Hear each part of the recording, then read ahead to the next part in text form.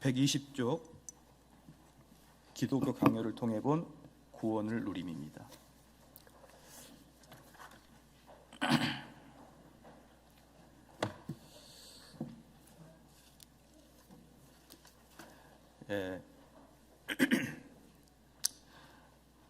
오늘 오전 2시부터 강의에서 우리 프랑크 목사님께서 쓰셨던 책 뒷부분에 18쪽 맨 마지막 보니까 도르트 신조는 성경적 칼빈주의에 대한 권위 있는 해설로 볼 수 있다.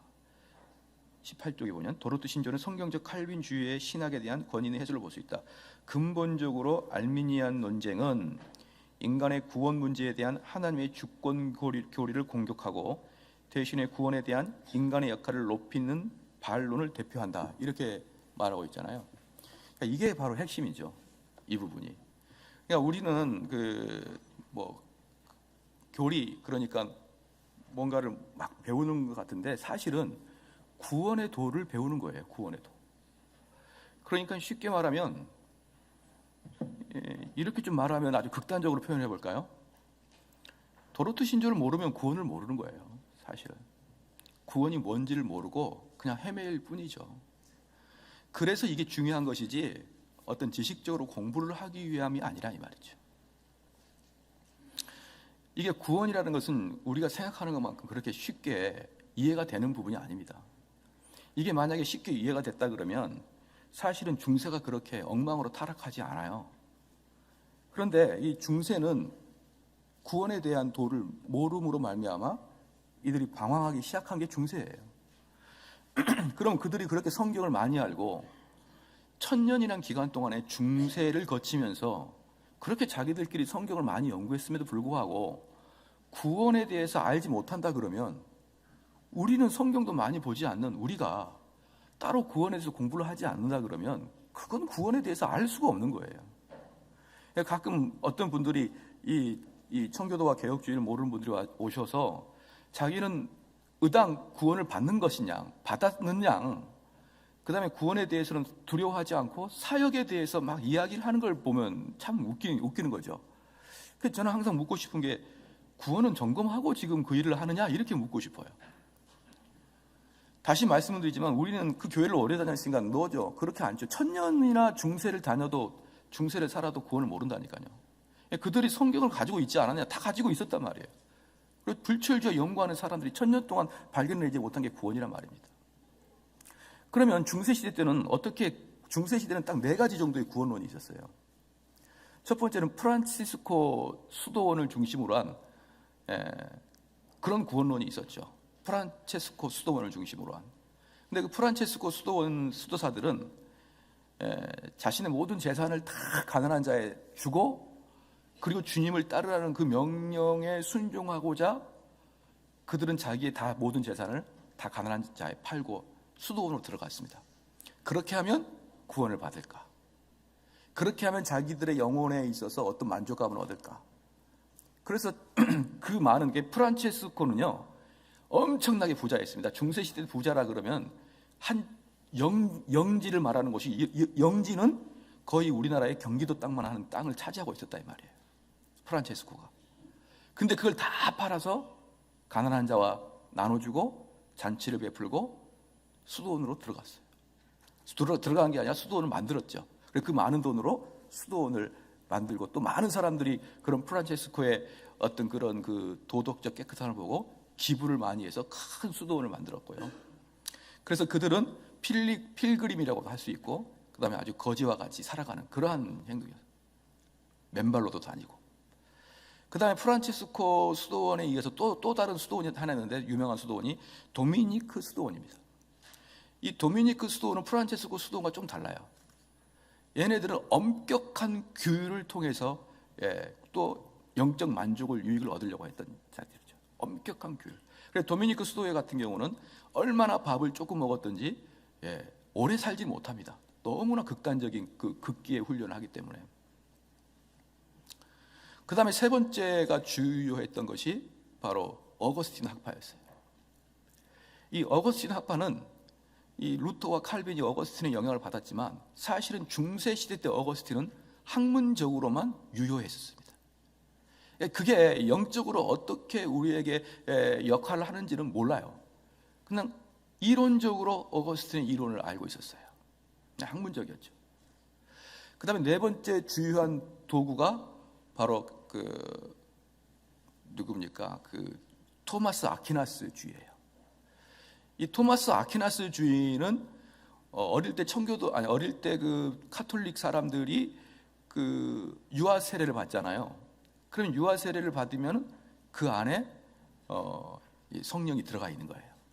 그런데 이 아이들이 그 속에 성령이 있는지에 그 성령이 반응하는 것을 잘 모르기 때문에 이 토마스 아퀴나스가 말했던 칠성례를 통해서 꾸준히 그 성례를 통해서 이 속에 있는 성령을 유발시킨다라고 표현하는 것이죠. 칠성례를 통해서. 그러니까 이게 이 네 개가 중세시대 구원론이에요. 여러분, 우리가 구원을 얻으려고 그러면 프란체스코처럼 필그림처럼 우리 모든 것을 팔고 우리 주님을 따르는 자가 되든지, 아니면은 엄격한 교회를 도미니칸처럼 그렇게 살든지, 어거스틴처럼 공부를 열심히 은혜로는 하든지, 아니면은 칠성례를 통해서 그렇게 하든지, 여러분, 이게 중세 1000년 동안 있었던 구원론입니다. 그래서 제가 여기 있는 분들에게도 분명히 말씀드리고 싶은 게 뭐냐면, 목사님, 저는 구원론을 따로 배우지 않았는데 그런 사람이 감히 구원을 받았다라고 표현하지 않았으면 좋겠다, 이 말이에요. 그냥 어떻게 받았겠지. 그것처럼 인생을 걸고 도박하는 게 어디 있습니까? 그러는 차원에서 봤을 때 그럼 종교개혁이 뭐냐? 그럼 무엇일까요? 종교개혁은 다른 말로 구원론의 개발이고 구원론의 발견인 거예요. 다시 말해서 구원론의 개혁입니다. 구원론의 개혁. 종교개혁은 다른 게 아니고 구원론의 개혁이에요. 교리가 중요한 게 뭐냐 그러면요, 이 바로 구원을 이야기하기 때문에 그런 것이죠. 여러분, 삼위일체 교리를 부정하게 되면 왜 이단일까요? 또 예수 그리스도의 완전한 육신이요, 예수 그리스도의 완전한 그 신성을 부인하면 왜 이단이 될까요? 다 이러한 것들이 구원과 연관되어 있는 교리이기 때문에 그러는 거예요. 어떤 분야에서 교리가 틀릴 수 있죠. 그럼 오케이 할 수 있습니다. 그러나 다른 걸 다 떠나서 구원에 관계된 교리에 흠집을 내면 어떤 누구하고도 연대하지 않겠다라는 게 바로 개혁교회입니다. 그런데 지금 우리가 도르트 신조 사경회를 개최하는 이유는 뭐냐면, 이 한국교회 구원론 좀 제발 가르치라는 거예요. 목사님들 정신 차리고 구원론을 좀 가르치고 그 구원론이 무엇인지를 성도들한테 이야기를 해서 그 교회 가짜 성도를 다 구별해내라, 이 말입니다. 이것을 우리가 외치기 위함이 이 도르트 신조 강해고, 더 나아가서 마르투스 선교의 정신이라고 할 수가 있어요. 그러니까 이 구원론에 대한 어떤 정당한 취지가 없이, 그래서 정확히 말하면 루터는 어거스틴의 이론을 가지고 성령의 역사하심을 통하여 구원을 성경에서 발견했다 그러면, 칼빈은 그것을 세세하게 다뤘던 분이 칼빈이에요. 그래서 오늘 우리가 이 제목처럼 기독교 강요를 통해 본 구원을 누림, 성령, 믿음과 확신, 회개에 대한 이야기를 좀 보기를 원합니다. 기독교 강요 제3권은 제목은 그리스도의 은혜를 받는 방법입니다. 어떤 유익이 우리에게 오며 어떤 결과가 따르는가입니다. 제3권의 첫 3장을 통하여 칼빈은 우리가 어떻게 구원을 개인에게로 누리게 되는가 하는 문제에 대해서 근본적인 답을 주고 있습니다. 프로앙스와 벤델은 칼빈이 제기하는 이 질문에 다음과 같이 요약하고 있습니다. 그리스도께서는 우리 죄를 위해 대속적 배상을 치르셨고 그분의 공로를 통해서 우리를 위해 구원을 획득하셨다. 이제 우리는 어떻게 이 구원을 누리며 이에 수반되는 은혜를 받을 수 있는가? 이같이 주관적이고 경험적인 구원의 문제에 대해 칼빈은 다음과 같은 3가지 주제를 논함으로써 답을 제공해 줍니다. 첫째, 우리를 그리스도께 연합시키는 끈으로서의 성령. 둘째, 믿음과 확신의 성질. 셋째, 회개의 교리인데, 이제 각 주제를 순서대로 살펴보기로 하겠습니다. 첫 번째, 성령입니다.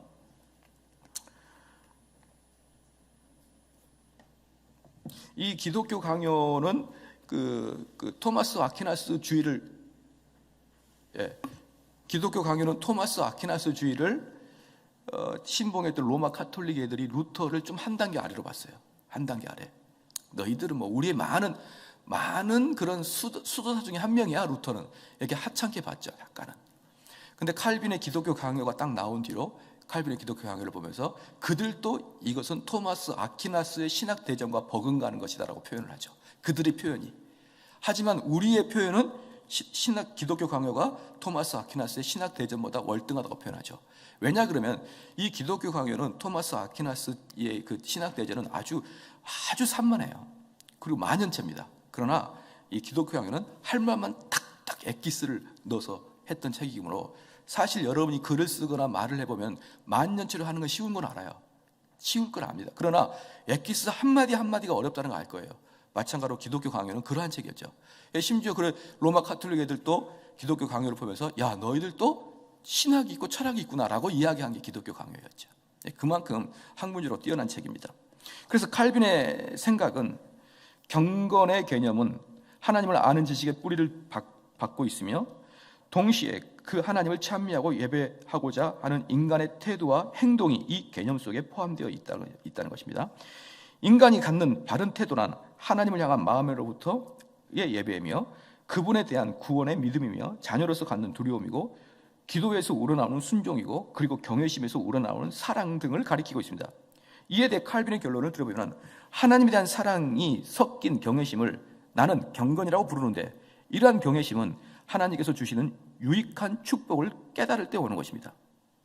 하나님을 향해 갖는 이러한 사랑과 경외심은 그분을 아는 어떤 지식에도 필수적으로 수반되어야 하는 것이고 이는 또한 인간의 삶과 행동 전체에 적용되고 있습니다.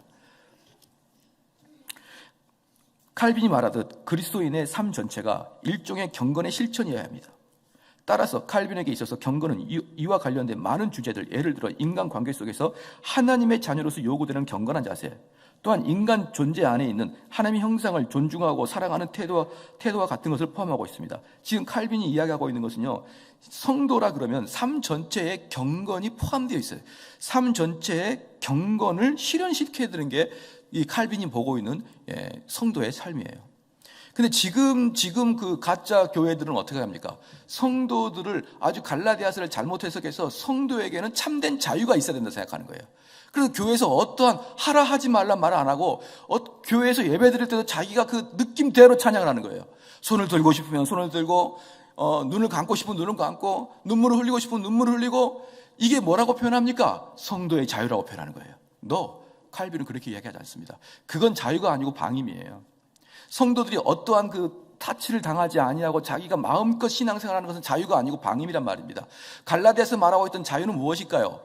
정확하게 바울이 말하고 있던 자유는 너희가 선을 행하는데 그 전에는 율법적으로 선을 행했다 그러면 이제는 기쁘고 즐거운 마음으로 선을 행할 수 있도록 성령이 너희 안에 들어갔다는 거예요. 그래서 선을 행하는데 자유함이지. 오늘은 목사님이 꼭 성경 공부 참석하세요. 목사님 너무 강조하지 마세요. 저는 성령에 의해 자유롭습니다. 인치 자유가 아니라 방종이에요. 방종. 한 대 두들겨 맞아야 돼. 그런 형제 자매들 말이에요. 칼빈이 말하고 있는 자유는 그게 아니에요. 칼빈이 말하고 있는 성도는 경건을 자기의 삶에서 실천하는 그러한 삶이 돼야 되는 거예요. 그렇기 때문에 교회에서 목사님들은 하지 마라 하라 말을 분명하게 해줘야 되는 거예요. 예컨대 그렇게 짧은 집안은 교회 입고 오지 마라. 이것도 성도의 여러 가지 덕을 위해서 필요한 거죠. 근데 그것들은 아무 소용이 없다. 아니에요. 여기서 보면은 존 칼빈 같은 경우는 성도의 삶은 경건이 그의 일생에 연습되어져야 되고 포함되어 있다. 이게 성도의 삶이라 얘기했습니다. 경건의 목적은 하나님께 영광을 돌리는 것이며 이는 또한 그리스도의 삶 전체의 목적입니다. 하나님께 영광을 돌리는 삶, 곧 하나님의 속성 안에 밝히 빛나고 있는 그분의 영광을 인지하고 이를 반영하는 삶입니다. 그리고 하나님의 속성은 이 세계의 구조 속에 그리고 예수 그리스도의 죽음 및 부활을 통해 드러나고 있습니다. 진정으로 경건한 사람마다 하나님께 영광을 돌리는 것이 개인의 구원을 대신할 만큼 더 중요합니다. 이게 아주 중요한 거예요. 개인의 구원보다 더 중요하게 생각한 것은 칼빈이 보았을 때는 하나님께 영광을 돌리는 겁니다. 하나님께 영광을. 그런데 이런 관념이 요즘에 별로 없고 그들이 신앙을 갖고 있는 것은 뭐냐면 하나님께 영광을 돌리는 게 아니라 자기 자신의 위로나 자기 자신의 비전이나 자기 자신의 뜻에 의해서 하나님을 이용을 하고 있는 게 대체적인 예배 형태예요. 그렇죠? 그러나 하나님께 영광을 돌리는 이 목표는 사실 사람이 예수 그리스도와 연합되는 곳에서만 성취될 수가 있는 거죠.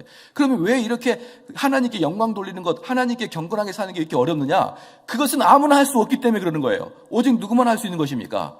연합된 자만이, 연합된 자만이 하나님께 영광을 돌릴 수 있는 그런 습성이 있기 때문에요. 교회 안에서 당연히 하나님께 영광 돌릴 사람이 적죠. 당연한 거예요, 그건. 자기의 위주, 자기의 주관대로 이렇게 판단하는 경우가 엄청나게 많습니다. 예컨대 이런 경영이 있어요. 목사님, 제가 오늘 이 목사님께 와가지고 제가 이렇게 목사님 만나는 것은 하나님이 나를 통해서 목사님을 만나게 해주셨고, 목사님을 통해서 내가 무엇인가를 배우기를 원합니다. 이거 다 자기 주관적인 거 아니에요. 자기 중심적. 그렇게 자기는 하나님에 대해서 하나님의 주권적 섭리적을 이야기한다고 하지만 그의 궁극적인 목표는 뭡니까? 정대훈 목사를 통해서 어떤 유익을 얻고자 함이죠.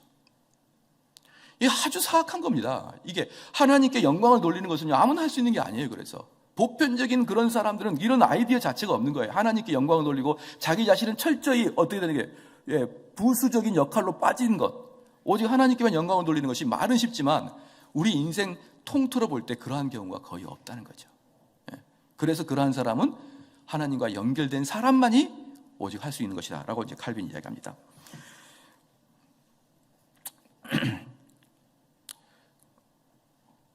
자, 경험적 신앙을 통해서 자신이 하나님의 은혜로 말미암아 그리스도 안에서 받아들여졌고 그분의 몸에 접붙여진 바 되었음을 인식하는 그 사람 속에서 하나님께 영광을 돌리는 경건이 현저히 나타나는 것입니다. 이 신비한 연합 속에서 주께서는 그들이 살든지 죽든지 그분의 것이라고 주장하십니다. 그들은 하나님의 백성이 되고 성령의 능력에 의해 그리스도의 몸의 지체가 되는 것입니다. 칼빈에게 있어서 경건이란 이같이 신자와 그리스도와의 연합의 뿌리를 받고 있기 때문에 구원을 바로 이해하고자 할 때는 우린 이 연합의 주제를 출발로 삼아야 됩니다. 그리고 구원에 대한 이야기할 때는 바로 뭡니까? 그리스도와의 연합이 항상 주제의 시작이라는 것이죠. 왜냐하면 그리스도와 연합이 안 된다 그러면 그들이 육체가 아무리 교회에 있어도 그들은 경건함이 아니라 자기 자신의 위주로 신앙생활을 할 수가 없다는 것이죠. 그리고 이에 따라오는 구원의 서정의 제반 요소들, 즉 칭의, 성화, 견인 등은 그리스도와의 연합이 없이는 아예 일어날 수가 없는 것인데 이 연합은 성령께서 우리의 믿음을 통해 이뤄내시는 것이죠. 성령께서. 그러면 이 개혁교회 안에서도 구원의 서정이 약간은 다른데 보편적으로 구원의 서정은요, 처음에는 개혁교회 안에서는 소명을 이야기해요. 부르심을 이야기하고 그 다음에 중생을 이야기하겠죠. 중생. 그 다음에 회개를 이야기하고 믿음, 칭의, 그 다음에 양자됨, 그 다음에 견인, 영화. 보편적으로 구원의 서정을 개혁교회에서 이렇게 표현합니다. 소명, 중생, 회개, 믿음, 칭의, 수양, 양자됨, 견인, 영화. 여기에 비해서 알미니아는 딱 뭐가 바뀌냐 그러면요, 처음에 소명은 똑같아요. 소명은 똑같은데 개혁교회는 소명 다음에 뭐가 옵니까? 중생이 오는데 알미니아는 이 중생이 뒤로 쭉 갑니다. 중생이. 그래서 알미니아는 소명, 회개, 믿음, 칭의, 중생, 견인 이렇게 나오는 거죠. 이 중생, 그들이 거듭났다는 이야기를 뭘로 하는 거예요? 그들이 꾸준히 성화가 된 다음에 그들을 거듭났다라고 표현하는 것이죠. 여기에 비해서 청교도들이나 칼빈주의는 그 중생이 앞에 오는 것이죠. 그런 차이. 그러면은 당연히 이들은 무엇을 이야기하고 열심히 선한 행위들을 보이고 열심히 무엇을 하고 열심히 뭘 하는 걸 보고 아, 너희가 구원을 받았구나라고 이렇게 이야기를 해주는 것이죠. 우리가 알아야 할 사실은 우리가 그리스도 바깥에 있고 그분으로부터 분리되어 있는 한 그분이 인류의 구원을 위해 친히 당하시고 행하시는 모든 일이 우리에게는 아무 소용이 없고 또한 전혀 유익이 되지를 못한 점입니다. 우리가 인성을 가지고 계시는 그리스도와 연합한다 했을 때 이 연합은 역사적이고 윤리적이고 인격적인 성격의 것이지 실제적인 연합이 아닙니다. 그럼에도 불구하고 칼빈은 이같이 기술했습니다. 자, 여기서 이게 뭐냐 그러면 이게 무슨 뜻이냐 그러면 우리가 그리스도 안으로 흡수돼서 우리의 인격이 말살되고 그러하는 것이 아니라는 거예요. 우리가 인격이 우리가 가끔 그 무당들이 그 귀신이 내게 들어오면은 자기 인격과 상관없는 그런 면으로 표현하잖아요. 그런 것이 아니라 그러한 연합이 아니라는 거예요. 그러므로 여기서 성령이 내게 들어오면은 나에게 주신 하나님의 캐릭터를 그대로 유지하면서 죄성이 빠지고 성령의 역사가 일어난다는 것이죠. 그 연합을 이야기하고 있는 것입니다. 그러니까 여기서 윤리적이고 인격적인 성격이다. 즉 윤리적이다 이 말 뭡니까? 죄가 빠진다는 거예요. 이거지 실제적인, 그래서 나의 인격 완전히 인격이 바뀌어버리고 그러한 것은 아니라는 것이죠. 그래서 칼빈은 그래도 이렇게 기술합니다. 그리스도께서는 끊을 수 없는 교제의 끈으로 우리가 꼭 붙어 계실 뿐 아니라 놀라운 영적 교통에 의해서 날이 갈수록 더욱더 우리와 한 몸이 되시며 드디어 완전한 일체가 되시는 것입니다. 자, 여기서 이 그리스도와 연합에서 여러분들 이 보편적인 복음주의권이나 이런 사람들이 이야기할 때 뭐냐면 성령이 나에게 들어오셨다는 거예요. 그럼 성령이 나에게 들어오면 칼빈이 말할 때는 뭐라고 하냐면 실체적인 연합이 아니라 이거예요. 윤리적이고 도덕적인 연합이라는 것이죠. 그러니까 나에게 들어왔을 때 나의 무엇을 바꾼다는 거예요? 나의 죄를 바꾸는 거예요. 이것이 실체적인 연합인데 보편적인 이 연합을 모르는 자들은 어떻게 하냐면 성령이 나한테 들어왔으니까 이 속에 있는 성령이 나한테 이야기를 하는 거예요, 이제. 그래서 그들은 성령과 대화를 하고 다니는 거예요. 성령님께서 오늘 거기 가라 그러면 네? 이러고 가는 거예요. 이것은 전혀 연합을 모르고 있고 그런 윤리적이고 도덕적이고 인격적인 연합이 아니라 귀신이 들어온 거죠, 귀신이. 어떤 신이 쑥 들어와가지고 이 사람을 전체 이렇게 제어하고 있는 거잖아요. 그러니까 이들은 그리고 그들은 그렇게 살다 보니까 그들의 공동체가 항상 분란이 생깁니다. 왜 그럴까요? 죄가 빠지지 않고 그들 나름대로 생각하는 것이 성령의 역사라고 생각하니까 다 각자 말이 틀리거든요. 성령은 한 분이신데 각자 생각이 틀려요. 그러니까 싸우게 되고. 왜 싸울까요? 그들은 윤리적 도덕적으로 아직 성숙하지 못한 단계에 있거든요. 그래서 이런 단체들은 많이 싸웁니다. 그 공동체끼리. 나는 이곳에 정말 하나님의 임재가 있는 줄 알고 왔는데 나중에 보니까 전부 다 이 연합이 안 되고 그러한 것들을 우리가 볼 수 있는 것이죠. 칼빈의 실천 신학과 경건은 그리스도와의 교통을 통해서 고동치고 있습니다. 이 고통이라는 개념은 또한 그리스도의 유익에 참여함을 포함하고 있는데 이 유익은 그분과의 연합의 불가분리인 것입니다. 그리스도와 연합이라는 교리는 칼빈의 신학과 윤리학에서 있어서 시종일관 강력한 영향을 미치는 것이 특징입니다. 그리스도와 연합과 교통은 성령의 역사로 말미암는 믿음을 통해서만 실현되고 있습니다. 우리의 몸과 영혼 모두에게 있어서 일어나는 그리스도와의 이 철저하고 전체적인 연합이 정점에 도달하여 충만히 구현되는 시점은 심판날 우리가 죽음에서 부활하는 때가 될 것입니다. 이렇게 그리스도와 성령께서는 우리의 구원을 위해 함께 일하시는데 이 두 분은 서로 구별되나 분리될 수는 없습니다. 칼빈은 우리 안에 거하는 성령이라는 표현에서 금방 우리 안에 거하시는 그리스도라는 표현으로 옮겨가고 있습니다. 그리스도는 성령을 통해 구원의 일을 이루시고 성령께서는 그리스도를 위하여 죄인의 마음속에 구원을 이루십니다.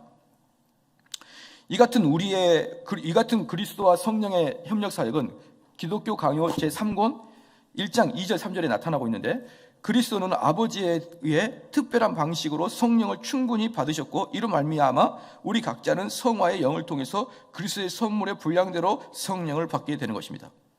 오직 성령만이 하늘에 계신 그리스도를 이 땅 위에 신자와 연합시킬 수 있습니다. 이것이 성령께서는 믿는 신자 안에서 성취해 내시는 주된 사역입니다. 성령께서 성육신을 통해 하늘과 땅을 연합시켰듯이 또한 성령께서는 중생이라는 사역을 통해서 택함을 받는 자를 땅에서 일으켜 하늘의 그리스도와 교통하게 하시고 또한 그리스도를 이 땅 위에 택자의 마음과 삶 속에 모셔오는 것이었습니다. 그래서 성령은 신자들을 그리스도와 묶는 무리가 되시고 또한 신자에게 그리스도가 전달되는 통로가 되십니다. 신자는 그들의 부름받는 그 시점부터 이러한 그리스도와의 교통을 갖게 되는데 그러나 이 교통 속에서 날마다 점점 더 자라게 되는데 이 자람은 그들 안에서 커가는 그리스도의 생명에 비례하는 것입니다. 자, 여기서도 다시 한번 여러분에게 주의할 게 뭐냐면 이렇게 성령에 교통한다고 해서 그 성령과 자꾸 대화를 주고받는 게 아니라는 것을 분명히 여러분 꼭 깨달아야 됩니다. 왜냐하면 이러한 것들은 너무나도 오순절기에서 너무나 많이 하고 있기 때문에 그러는 것이죠. 심지어 뭐라니까 하나님의 음성을 듣는 법이라는 그런 매뉴얼까지 만들어내고 있지 않습니까? 그것들이 다 가짜라는 것이에요, 가짜. 그래서 실질적으로 칼빈을 신학자로 보지만 칼빈은 목회자이면서 가장 칼빈이 탁월하게 했던 게 성령에 관한 발견이었습니다. 성령의 변화. 그래서 칼빈의 별명이 성령신학자 칼빈이에요. 근데 그 칼빈의 성령신학자가 대를 이어서 이어가는 게 어려워지자 어느 날부터인가요? 이 장로교 안에서 성령에 대해서 더 이상 공부를 하지 않는 그러한 역사가 이제 나타나기 시작해요. 그러니까 아까도 처음에도 말씀을 드렸지만 중세시대 때 어거스틴 그 교리가 공부로만 가르쳐졌듯이 칼빈 이후에 개혁교회 안에서 공부로만 그냥 개혁신학이 가르쳐지는 거예요. 그러니까 바삭바삭한 교리만 있는 것이죠. 성령의 역사를 뭘 모르니까. 그런 식으로 칼빈이 말하고 있던 성령의 역사를 그 후대 사람들이 그 문서로만 남겼기 때문에 그 실제적인 것을 알지 못하게 되므로 장로교 안에서 성령의 역사가 또 끊겨버리고 만 것입니다. 그래서 여러분요, 기독교 강의를 보면 놀라운 게 뭐냐면 성령론이 따로 없어요. 성령론이 따로 없는 이유가 뭐냐면 칼빈은 처음부터 끝까지 성령이 임재하는 자만이 이 책을 이해할 수 있다는 거예요. 그러니까 그렇기 때문에 기독교 강요는 성령의 임재를 기본적으로 깔고 있는 거예요. 성령의 내주하심을 기본적으로 깔고 이 기독교 강요를 썼다는 것이죠. 그런데 거기에서 칼빈이 성령론을 딱 제대로 쓰지 않음으로 말미암아서 그 후대 사람들은 그것을 잊어버리고 놓쳐버리고 마는 것이에요. 그렇기 때문에 장로교에서 오랫동안 성령은 감추어진 영이라고 해가지고 더 이상 강의가 되어지지 않았던 거예요. 그냥 기독교 강요에 성령의 역사를 빼고 그냥 기독교 강요를 이론적으로 설파하기 시작한 거죠. 그렇게 하다가 1900년 초에 오순절이 나타나면서 성령을 훔쳐간 겁니다. 장로교에서. 워낙에 장로교에서 몇백 년 동안 성령을 건드려 놓지 않자 오순절 애들이 성령을 딱 가져가 버렸어요. 그래서 성령의 충만, 방언 딱 나온 겁니다. 그때부터 가짜 성령론이 온 미국을 다 뒤집어 버린 거예요. 한국도 뒤집어 버리고. 여러분 그거 아십니까? 처음에 1980년대만 해도 방언하는데 다 이단이라고 하지 않았었나요? 한국교회에서. 근데 지금은 방언을 못하는 사람을 이상하게 여긴단 말입니다. 원래 방언을 하는 자들이 이단이었었는데 다 주객이 전도돼 버린 거예요. 아까도 말씀드렸지만 알미니안 계열들이 지금은 전부 다 알미니안 하고 있는데 정통 칼빈 교회를 갖고 있는 저희들을 향해서 이단이라고 하는 그런 주객이 전도되었듯이 말이에요. 지금 주객이 전도되었듯이 이 삼류 그 성령을 갖고 있는 이 순복음 교회 애들이 그냥 다 뒤집어 놓고 우리 보고 성령을 아예 장로교를 모른다라고 표현하고 오만 가지 헛된 성령론을 풀어서 예언하고 방언하고 막 이렇게 한국 교회가 타락하게 되어버립니다. 그래서 우리들은 이 칼빈이 말하고 있는 성령이 무엇을 하는지, 성령의 역사가 어떻게 이루어지는지를 오늘 좀 더 보기를 원합니다. 하나님의 시각에서 볼 때 성령은 그리스도와 신자를 묶어주는 끈이 되고 있습니다. 그 다음 밑에 3권 1장 4절 밑에 그러므로 인간이 이 일의 주도권을 가지고 먼저 시작을 할 수는 없습니다. 믿음이란 오히려 전적으로 성령에 의해 주어지는 초자연적인 선물인 것이에요. 그리스도께 대한 믿음을 창조해 내시는 성령의 사역이 없다면 우리의 모든 지식은 쓸모가 없는 것이 되고 말 것입니다. 그러므로 성령이 일으키는 효과, 그분이 이루시는 숨겨진 사역, 바로 이것 때문에 우리가 그리스도를 누리고 또한 그분이 주시는 유익을 즐기게 되는 것입니다. 믿음이란 오직 도구적 역할만 하는 것이기 때문입니다. 그러나 그 믿음이 그리스도에게 고정될 경우 그 가치는 이루 말할 수가 없는 것이에요. 왜냐하면 이 믿음에 의해서 우리는 그리스도 그분 자신을 수납하고 또한 칭의와 성화를 포함한 그분의 모든 유익을 받게 되기 때문입니다. 기독교 강요 3권 제11장 1절에서 칼빈은 믿음이란 주제로 되돌아가 이 믿음이 우리를 위해 해주는 바가 무엇인지를 다음과 같이 요약하고 있습니다. 관대하신 하나님께서 그리스도를 우리에게 주셨고 우리는 믿음으로 그분을 붙잡고 소유합니다. 그리스도 안에 참여함을 통하여 크게 우리는 이중 은혜를 받게 됩니다. 곧 첫째는 그리스도의 흠없으심을 통하여 우리가 하나님과 화목되는 은혜고, 여기서 우리가 하나님과 화목된다, 이것은 칭의를 이야기하고 있습니다. 둘째, 그리스도의 영에 의해서 우리가 성화되는 것이죠. 이 성화는 뭐냐면 우리는 자기 자신이 경건하게 살 수 있고 거룩하게 살 수 있도록 내 스스로를 개발해낼 수 있는 그런 능력이 우리에게 들어온다는 거예요. 이제 성령이 내주하게 된다 그러면 이제는 우리는 그 성령의 힘을 얻어서 성화의 삶을 살아갈 수 있는 그런 힘을 받게 된다 이 말이죠. 그래서 그리스도의 연합은 두 가지, 그리스도와 화목, 즉 칭의를 이루고 그 다음에 두 번째 성화, 우리가 도덕적으로 살아갈 수 있는 능력이 발휘가 될 수 있다 말입니다. 그래서 믿음을 통해 우리는 육신으로서 그리스도를 뛰어넘어 하나님이신 그분을 볼 수 있게 되고 모든 하늘 일을 뚫고 들어가 심지어 천사들이 목도하면서 경무하는 신비스러운 대상들에게까지 이를 수가 있습니다. 그리스도께서 하늘에 머물러 계신다고 하지만 우리는 믿음에 의해 그분을 단단히 붙잡고 충분히 소유함으로써 그분이 정말 우리 마음 안에 거하신다고 말할 수 있게 되는 것입니다. 요컨대 믿음에 의해 우리는 하늘나라를 소유하게 되는 것입니다. 믿음과 확신의 성길입니다.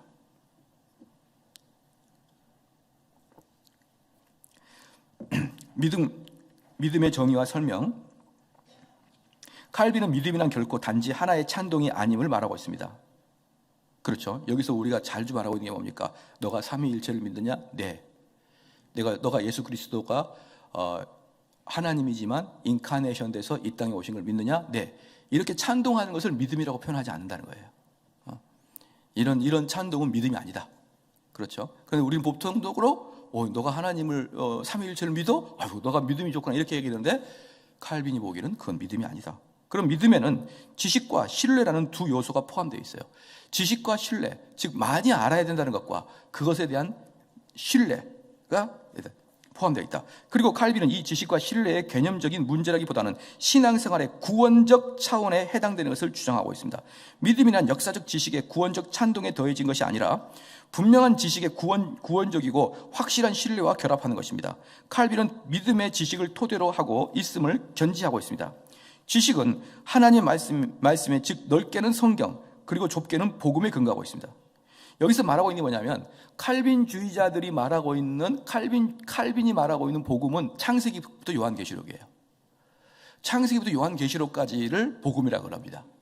여기에 비해서 루터가 말하는 복음은 십자가의 도, 구원의 도를 복음이라고 얘기를 해요. 루터라는. 그렇죠? 그래서 두 가지 장단점이 있어요. 칼빈주의는 그래서 성경을 처음부터 끝까지 강해하는 것에 익숙하고 루터란들은 그 복음의 핵심을 십자가의 도를 집중적으로 그 복음을 선포하는 것에 익숙합니다. 그래서 칼빈주의 같은 경우는 자칫 놓치게 되는 게 뭐냐면 그 선명한 구원의 도를 놓칠 수가 있어요. 성경 전체를 훑다 보니까.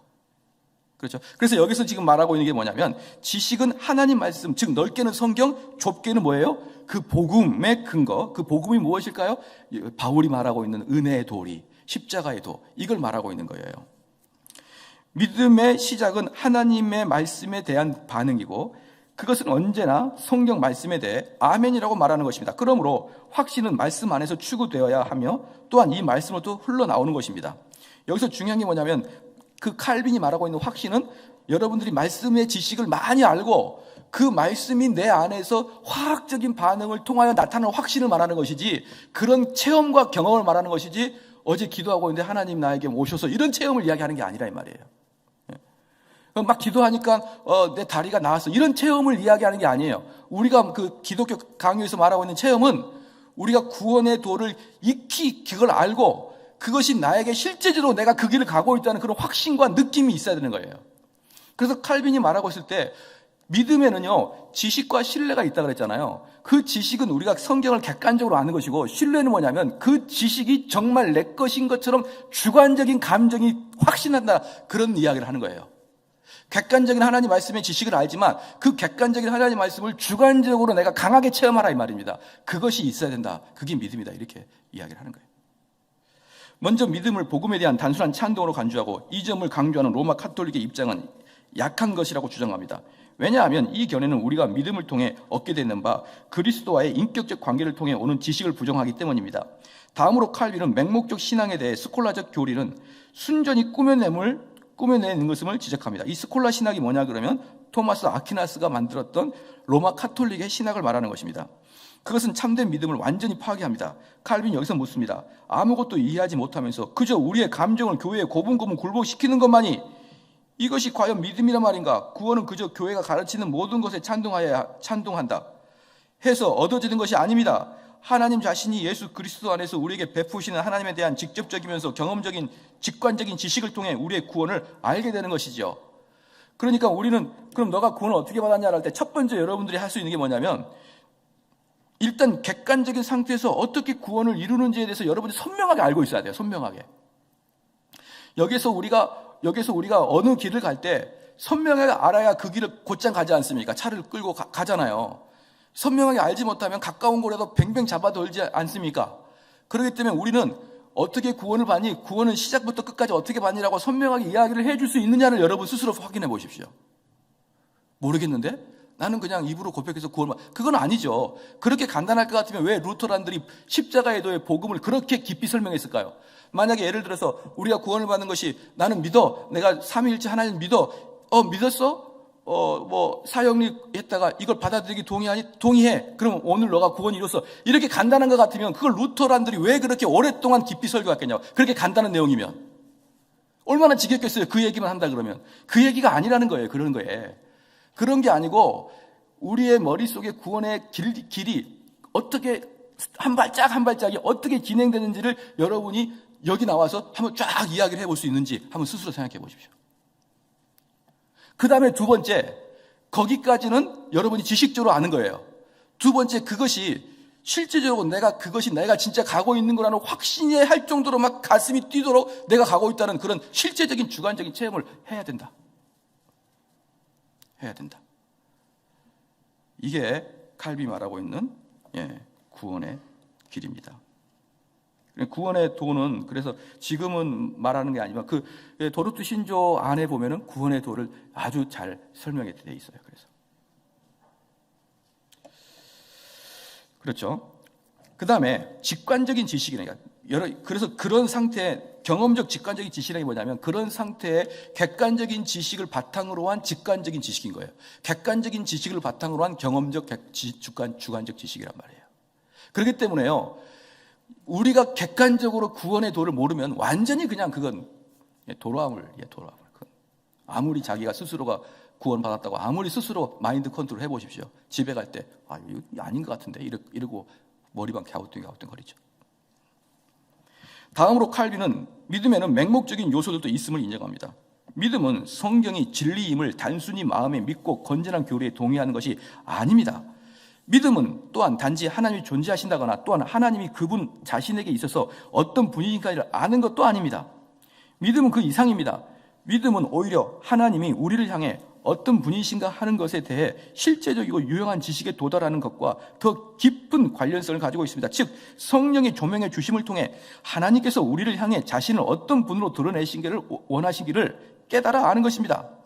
믿음은 또한 그리스도 및 그분의 약속과 불가분의 관계에 있습니다. 왜냐하면 기록된 말씀의 총체적인 살아있는 말씀이신 예수 그리스도시며 그분 안에서 하나님의 모든 약속들이 아멘이 되기 때문입니다. 참 믿음은 성부께서 은혜로 제공하신 그리스도 복음의 옷을 입고 계신 그리스도를 받아들이는 것입니다.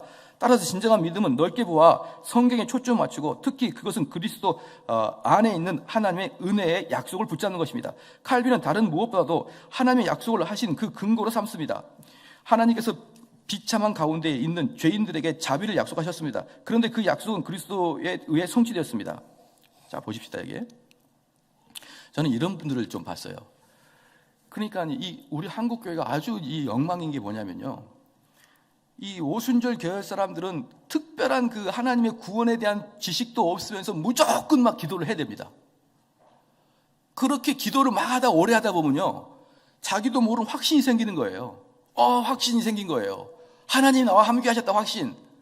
그런데 그분 붙잡고 구원의 도를 이야기하면 못해요. 또 이제 여기에 반해서 이 개혁교회라는 이 간판을 들고 있는 교회들 중에서는요.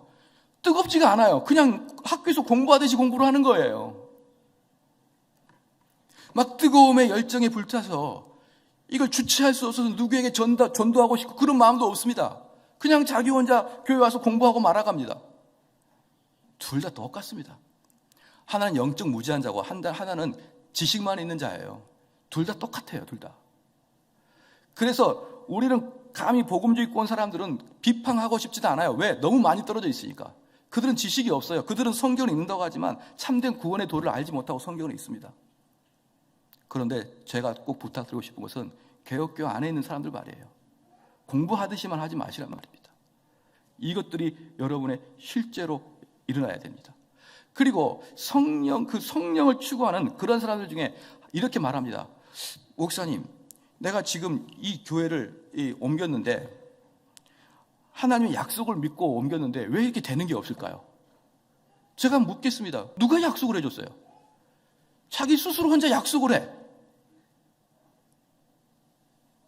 그러한 사람들이 엄청나게 많습니다. 약속 안 했단 말입니다. 그런데 약속했다는 거예요. 분명히 나를 여기 보내신 이유가 있는데, 나를 여기서 약속한 이유가 있는데 왜 하나님께서 안 보여주시지? 그건 어거지죠. 여기서는 뭐라고 있습니까? 방금 읽었던 중에. 그런데 그 약속은 예수 그리스도에 성취된 겁니다. 즉 우리 하나님 주신 약속은 구원의 약속을 해주신 거예요. 너 이 사업을 하면은, 그래서 많은 분들이 그 사업을 앞에 두고 막 기도를 합니다. 내가 이 사업을 하면은 어떻게 될까? 그래서 나중에 그래요. 목사님, 저 하나님 약속 믿고 이 사업을 열었는데 왜 이렇게 안 될까요? 그런 식으로 아주 엉뚱하게 성경을 해석하고 있는 거예요. 성경을 자의적으로 해석하고 있는 것입니다. 그럼 저는 항상 묻죠. 누가 약속을 해줬냐? 하나님이 해주셨는데요. 중수 어딨냐? 네. 아무것도 없는 그런 공허한 메아리로 속이고 마시죠. 그러므로 칼빈은 죄인들로 하여금 그리스도와 그분의 약속을 향하게 하는 것이 마치 그리스도와 약속이 서로 동의어인 양 말하는 것입니다. 확신, 확실성, 신뢰 이런 것들이 믿음의 본질인 것입니다. 이 확신하고 확신을 주는 믿음은 택함받은 자들에게 주시는 성령의 선물입니다. 하나님의 약속이 신뢰할 만함을 납득시켜 주십니다. 그리고 그 말씀을 받아들이도 그들의 마음에 주십니다. 자, 여기까지 잠깐 제가 좀 정리를 좀 한다 그러면요. 한번 적어보십시오. 확신 있는 믿음 안에 포함되어야 될 요소.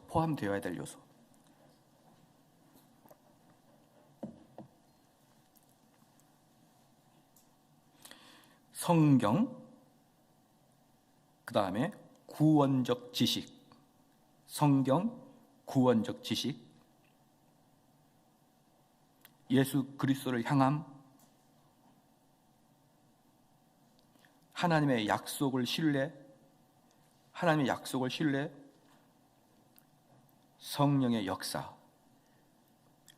우리가 확신 있는 믿음에 반드시 포함되어야 될 것은, 믿음 있는 것이라고 반드시 포함될 것은 구원 얻는 지식, 성경, 예수 그리스도를 향함, 하나님의 약속에 대한 신뢰, 성령의 역사. 이것들이 확신 있는 신앙의 필수적인 요소입니다. 필수적인 요소. 이것들이 없는, 하나라도 없는, 여기서 하나라도 없으면은 그건 확신 있는 믿음이 아니죠. 이건 다 연결되어 있는 거기 때문에.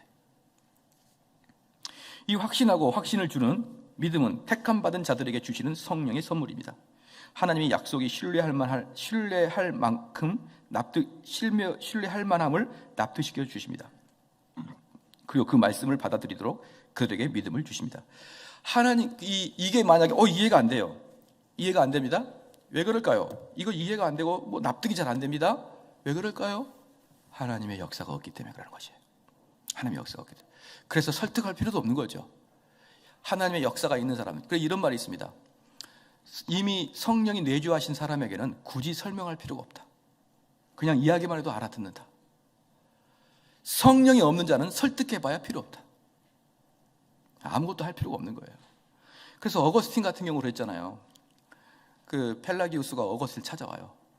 찾아오면서 야, 너처럼 말한다면, 오직 은혜로만 구원을 받는다 그러면 이 세상 사람들이 어떻게 도덕적으로 타락한 것을 막을 수 있겠냐? 내가 이것 좀 어거스틴하고 토론하려고 가겠다 이러면서, 지금의 스페인에서 지금 북아프리카 튀니진인가? 거기 누구예요? 어거스틴 살았거든요. 여러분, 어거스틴은 흑인이에요. 흑인. 완전히 흑인이 아니고 약간 갈색 흑인. 그 지중해를 배를 타고 펠라기우스가 나 어거스틴하고 좀 논쟁 좀 해야겠다. 어거스틴이 안 만나줬어요. 왜? 너가 나랑 토론하려고 하는 거 보니까 너가 성령이 없는가 보다 그랬거든. 여기서도 칼빈이 이야기한 게 뭐냐면, 이러한 것들이 납득되지 아니한 것들은 그가 성령이 없기 때문에 한 번도 경험을 안 해보니까 이해가 잘 안 되는 거란 말이에요. 그가 성령이 임재가 있으면 이것들은 그냥 자연스럽게 이해가 되는 부분이에요. 결론적으로 믿음에 대해 칼빈이 공식적으로 내리는 정의는 다음과 같습니다. 믿음은 우리를 향한 하나님의 자애로우심을 아는 견고하고도 분명한 지식으로서 그리스도 안에서 값없이 주신 약속이라는 진리에 근거하고 있으며 성령으로 말미암아 우리의 지성에 계시되고 우리 마음에 인치시는 것입니다. 이렇게 말할 수 있다면 우리는 믿음에 대한 바른 정의에 이른 것입니다. 칼빈이 강조하는 포인트는 믿음이란 그리스도 안에서 주신 하나님의 약속에 대한 확신이며 한 전인 속에서 일어나는 일로서 지성을 사용하고 마음에 적용하며 의지적 항복에 수반됩니다. 뭡니까? 지성, 의지, 마음, 이게 다 포함되어 있다는 것이죠. 이게 다 포함되어 있다. 저는 가끔 이런 분을 봐요. 목사님, 제가 너무 지식적으로만 신앙생활을 하는 것 같습니다. 이렇게 공부를 하면 너무 지식적으로만 신앙생활을 하는 것 같은데, 그 지식을 줄이지 말고 그 마음을 그 지식과 맞추도록 노력해야 되고, 그렇죠? 그 의지가 지식을 따라가도록 해야 되지. 어떤 학생이 선생님이, 야, 너는 왜 그렇게 국어만 잘하고 영어 수학은 그렇게 45점씩 맞고 국어만 90점 맞니? 평균을 시켜라. 그랬더니 국어를 45점 맞으면 어리석은 일이잖아요. 그러한 것이에요. 너무 지식적으로 내가 신앙생활을 해서 그 지식에 여러분의 마음과 의지가 올라가야 되는 것이죠. 그 다음 두 번째, 믿음의 본질로서 확신입니다. 더 구체적으로 말한다면 믿음은 하나님의 약속에 대한 객관적 확실성, 이상의 것입니다. 즉 인격적이고 주관적인 확신을 포함한다고 칼빈은 주장합니다. 참 신자는 죄에 대한 하나님의 약속을 믿되, 특히 하나님께서 죄인인 자기를 향해 은혜로우시며 자애로우신 분이심을 인식하고 기뻐합니다. 믿음은 우리의 지성에 계시되고 우리 마음에 인치셔서 하나님을 향한 우리의 자비를 확실히 아는 것입니다. 이것 바로 지성, 마음, 의지까지가 다 포함되어 있는 것을 볼 수가 있는 것이에요. 그래서 칼빈은 믿음을 묘사할 때 거듭 사용하는 용어로서 확실성, 굳은 신념, 확신, 굳은 확신, 완전한 확신 등을 쓰고 있습니다. 그러나 믿음을 특징짓는 또 다른 요소는 하나님께서 약속해 주신 것을 우리가 확실하고 완전하게 소유하고 있음에 대한 믿음, 마음으로부터 확신입니다. 칼빈은 그 주석에서 확신은 믿음의 필수적인 요소라는 점을 강조하고 있습니다. 믿는다고 하면서도 자신이 하나님에 의해 구원받았다는 확신이 결여된 사람은 결국 참된 신자로 볼 수가 없는 것이에요. 구원받은 자는, 성령이 내주한 자는 자기가 성령이 내주함을 알게 되어 있습니다.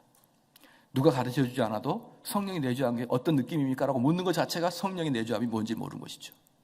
왜냐하면 누가 가르쳐주지 않아도 임신한 사람은 자기가 임신한 걸 금방 알아요. 누가 가르쳐주지 않아도. 어떤 느낌이세요? 어떤 것이죠? 이렇게 안 해도 내가 임신할 때 몸이 이상해지고, 이렇게 노른해지고, 아른해진다 그러나요? 이렇게 노곤해지고 막 그래요. 귀찮아지고, 괜히 남편 보면 머리를 한번 뒤뜯고 싶고, 뭐 이런 생각들이 이제 생기는 거예요. 이렇게 좀 받게 된 것이죠.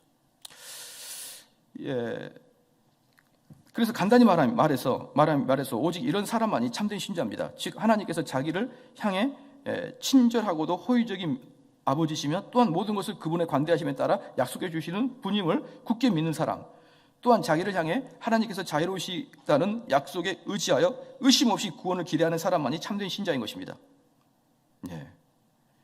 자신이 구원받았음에 대한 확신에 근거하여 자신 있게 마귀와 사망을 이기는 사람이 아니라면 어느 누구도 신자라고 할 수 없다. 그러니까 자기 안에 성령이 내주함을 확실하게 모르는 자들은 그 사람은 성도가 아니다는 것이죠. 그러면 또 우리는 어떻게 표현합니까? 그러면 스스로 또 막 컨트롤하는 게 마인드 컨트롤하는 겁니다. 나는 구원받았어. 아무 근거 없이. 그러나 더 깊이 보면은 여러분 확신하지 못하고 있잖아요. 그래요. 더 깊이 보면은. 참된 신자는 자신이 그러한 존재임을 마땅히 알아야 하고 또 그 사실이 그렇게 알고 있습니다. 이 진리가 확실히 세워지도록 할지니 곧 자신이 하나님의 아들임을 알지 못하는 자는 누구도 그런 이름으로 불러질 수가 없다는 것입니다. 마귀와 죽음과 죄 그리고 지옥의 문에 도전하여 승리하는 이토록 위대한 확신은 모든 경건한 자들의 마음속에 깊이 자리를 잡고 있어야만 합니다. 그리스도는 우리의 것이며 하나님은 그리스도 안에서 우리에게 자비로운 아버지가 되신다는 확신이 없다면 우리의 믿음은 아무것도 아닌 것이죠. 신앙과 확신에 대한 불신앙, 신앙과 확신 대 불신앙. 불신앙은 좀처럼 사그라들지 않습니다. 확신은 종종 의심과 싸우게 됩니다. 심한 유혹과 씨름과 투쟁은 상징적인 것입니다. 사단과 육신은 믿음을 공격합니다. 그러니까 우리는요, 신앙이 들어있는 사람들은 그 신앙으로 죽을 때까지 변치 않을 확신이 있는 게 아니에요. 성도는 가다가 유혹과 또는 불신이 나를 계속 넘어뜨린 겁니다. 내가 구원받는 거 맞나? 이런 식으로 계속 싸우는 거예요. 그런 그 싸움이 있다는 것이 바로 성도의 특징이다라고 이렇게 표현한 것이에요. 모든 사람 속에 불신앙은 언제나 신앙에 뒤섞여 있습니다. 우리 마음속에는 불신앙이 너무나 깊이 뿌리박혀 있고 우리는 늘 그쪽으로 기울이는 경향이 있어요. 그러면 모두가 입으로 고백하는 바 하나님께서 신실하시다는 사실마저도 이 점을 각자가 분명히 믿을 수 있게 되기 위해서는 힘겨운 싸움이 있을 수밖에 없습니다. 특히 현실에서 그런 문제에 부딪힐 때에는 누구나 이리저리 흔들리면서 감추어 있던 연약함이 겉으로 드러나는 것입니다. 칼빈에 따르면 믿음에는 분명한 확신이 있어야 합니다. 그러나 이 생에서 완전한 확신은 존재하지 않습니다. 분명한 확신이 있대 완전한 확신이 없다는 거예요. 그렇죠? 이 완전 나는 절대로 의심하지 않아. 뭐 이런 것들이 좀 수상한 사람들이에요.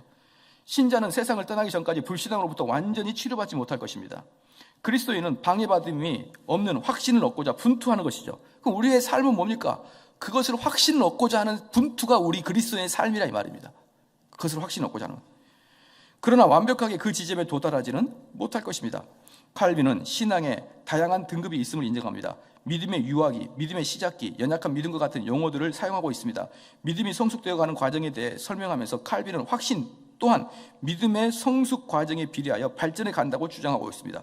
보다 구체적으로 말하면서 성령은 믿음을 최초에 일으키는 분일 뿐 아니라 또한 그것을 성장시키시는 원인과 행위자도 되십니다. 믿음과 회개와 성화의 확신이 이 모두는 다 진보해 나간다고 성경에 여기서 보면요, 밑에서 5번째 줄에 믿음이 성숙되는 과정에 대해 설명하면서 칼빈은 확신 또한 믿음의 성숙 과정에 비례하여 발전한다고 주장하죠. 믿음이 발전하면서 확신도 더 발전합니다. 그 다음에 보다 구체적으로 말해서 성령은 믿음을 최초에 일으키는 분일 뿐 아니라 또한 그것을 성장시키는 분이에요.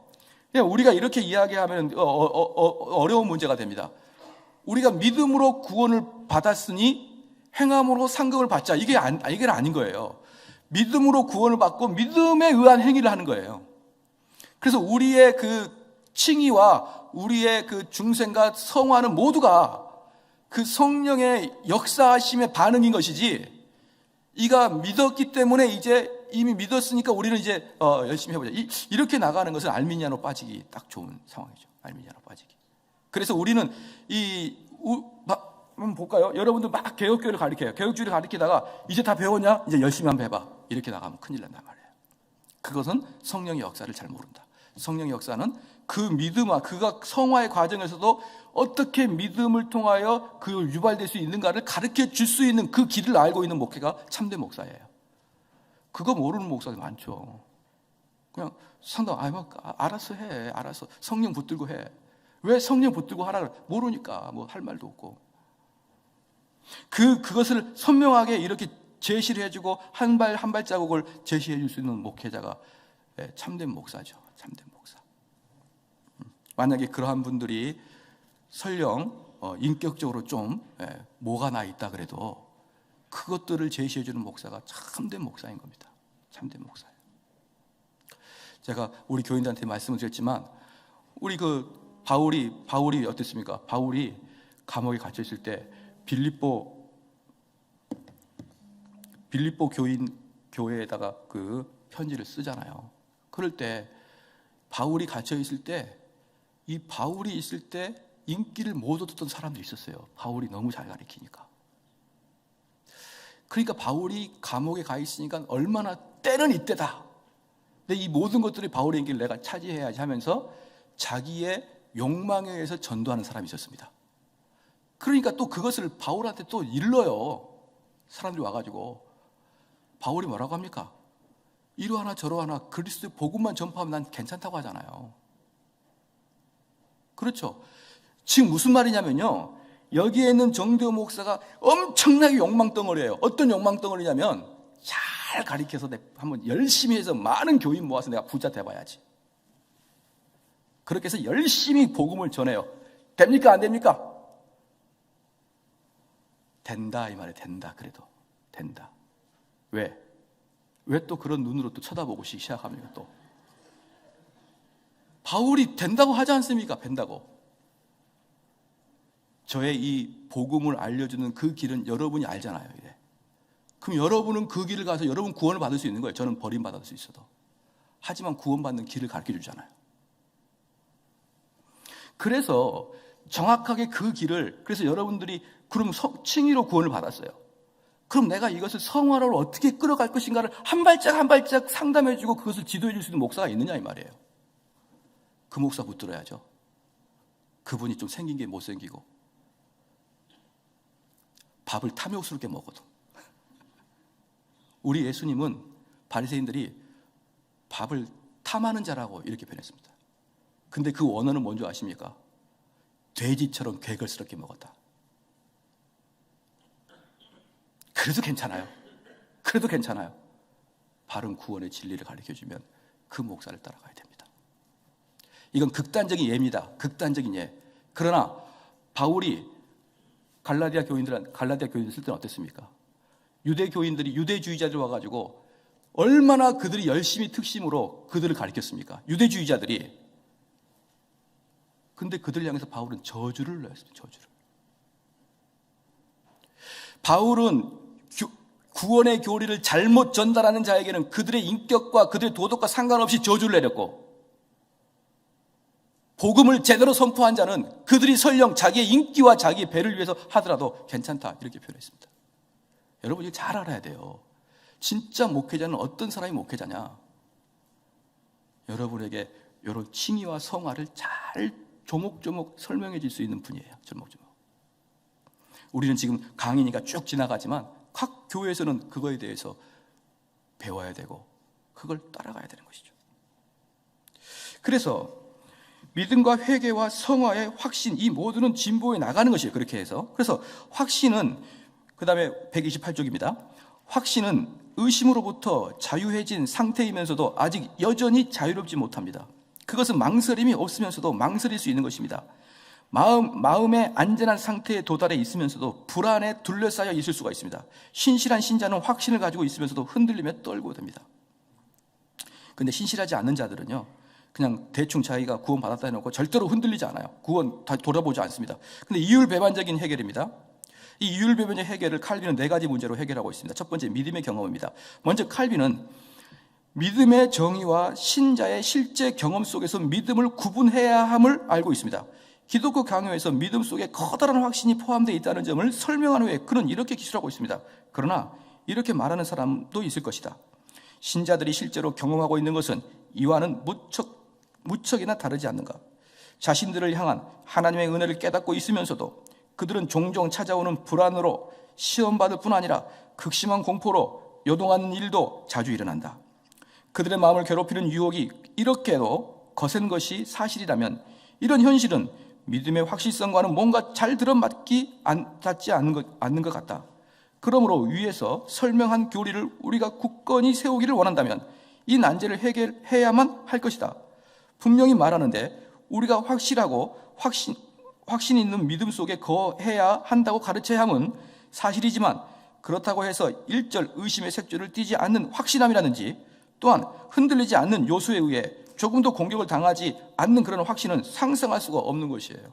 상상할 수가 없는 거예요. 나는 구원에 대해서 다시는 의심하지 않아. 이것은 상상할 수가 없는 상태란 말입니다. 사람에게는.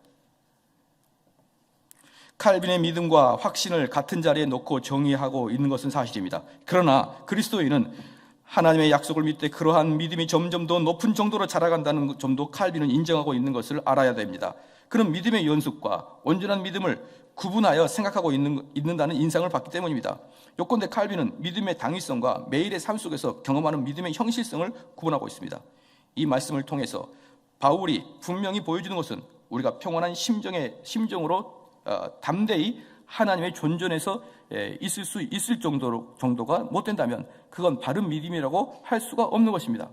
그리고 그 담대함은 하나님의 자애로우심과 구원하심에 대한 분명한 확신으로부터 나오는 것입니다. 이 점에 너무도 분명하게 믿음이라는 단어가 확신을 의미하는 것으로 사용되는 것가 자주 있습니다. 무언가를 정의할 때는 완전 무결하게 할 필요가 있습니다. 물론 이렇게 한다고 해서 믿음이 성장할 수 있다는 점을 부인하는 것은 아닙니다.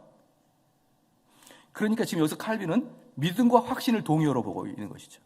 그렇죠? 믿음과 확신을 동의어로 보고 있는 거예요.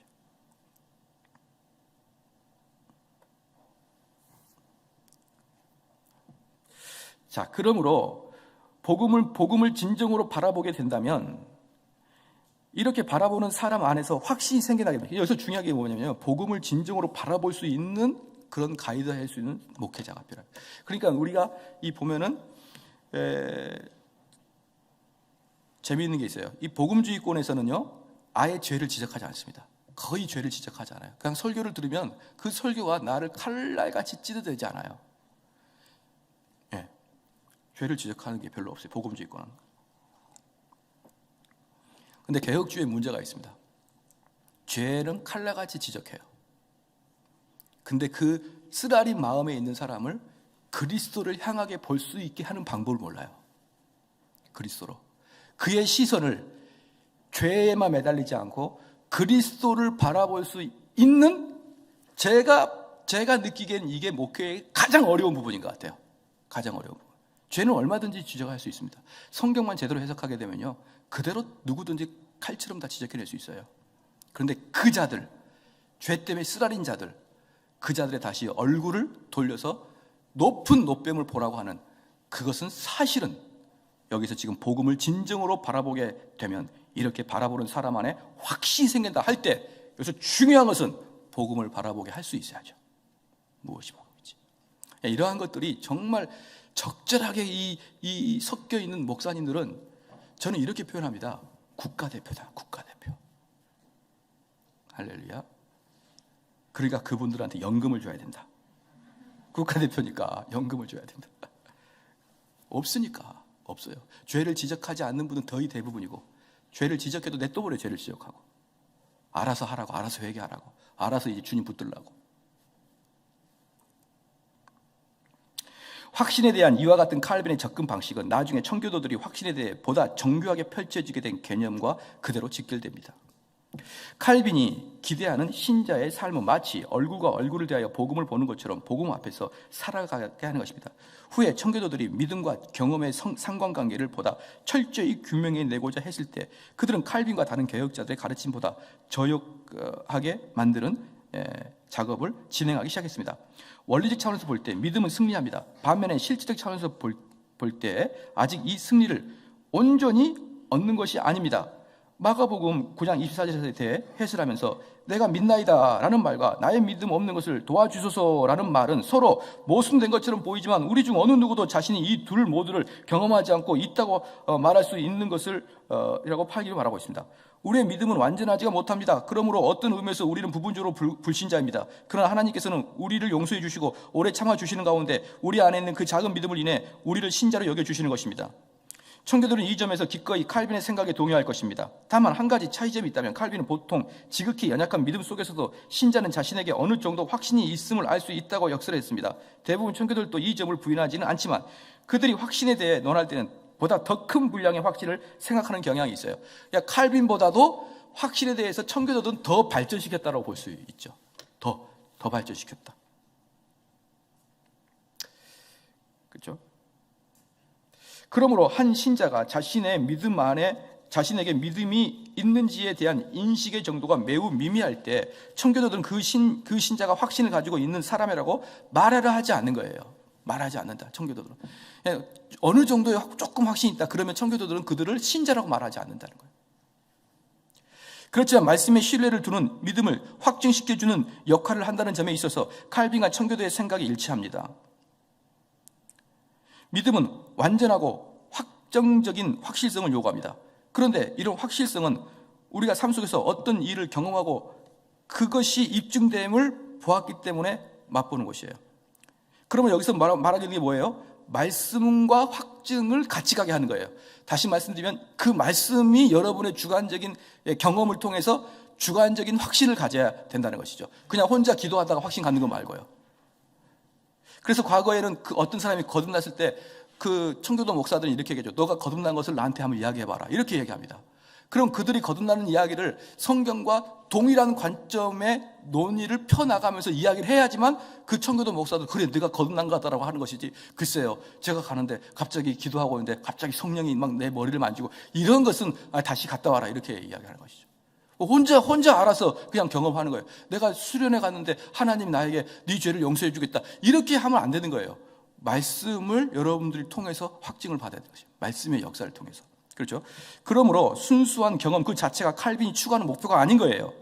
그가 생각하는 목표는 말씀에 기초한 경험이고, 이러한 경험은 말씀이 요구하는 바를 실행함에서 흘러나오는 것입니다. 말씀에 대한 경험적 지식은 필수입니다. 칼빈은 두 종류의 지식이 필요하다고 가르치는데, 첫째는 믿음에 대한 지식이고, 이는 말씀에서부터 얻어지는 것입니다. 아직은 온전히 우리에게서 드러나지 않습니다. 둘째 경험의 지식으로서 이는 경험의 지식입니다. 이는 말씀을 이행할 때 솟아나는 지식입니다. 이 두 지식 모두보다 하나님의 말씀이 더 우선합니다. 왜냐하면 경험은 우리에게 하나님을 가르쳐 주되 다름 아닌 말씀 속에서 스스로에 대한 선포하신 그 하나님을 알도록 가르쳐 주기 때문입니다. 성경에 충실하지 못한 경험은 참된 믿음의 경험이 아닌 것입니다. 여러분, 이게 정말 계속 칼빈이 이야기하잖아요. 지식, 성경에 대한 지식. 한번 봐볼까요? 여러분이 성경에 대한 지식을 가지고 있어요. 근데 그 지식이 정말 내 마음 안에서 그 역동하는 그 믿음으로 발전시키는 것은 성령의 역사가 되는 거예요. 성령의 역사. 그렇기 때문에 우리는 지식을 쌓는 것밖에 우리가 할 수 있는 게 없다니까요. 우리 성도들은 지식을 쌓는 것밖에 할 수가 없는 거예요. 그리고 그 지식을 성령의 역사가 하게 해달라는 것은 우리는 하나님께 간절히 타원함으로 성령께서 하실 일이에요, 그건. 그런데 구원의 도에 대해서 아무것도 모르는데 어떻게 무슨 일이 발생합니까? 그래서 여러분들이 그냥 스스로 이 강의를 들으면서 스스로 생각해봐요.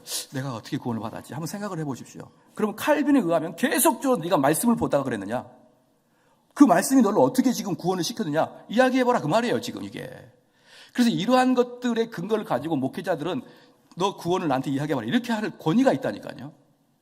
목사님, 그런 거 어떻게 설명합니까? 그러면 안 되는 거예요. 그런 내 마음의 하나님, 그러면 안 되는 거예요.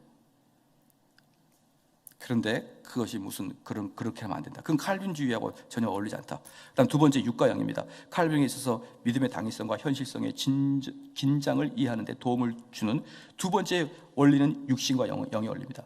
다른 곳에서 언급한 바 있는 육과 영의 분리라는 문제로 되돌아갈 필요가 있습니다. 그 문제가 여기서 아주 확실하게 드러나기 때문에 경건한 사람은 자기 마음속에서 그런 분열을 느낍니다.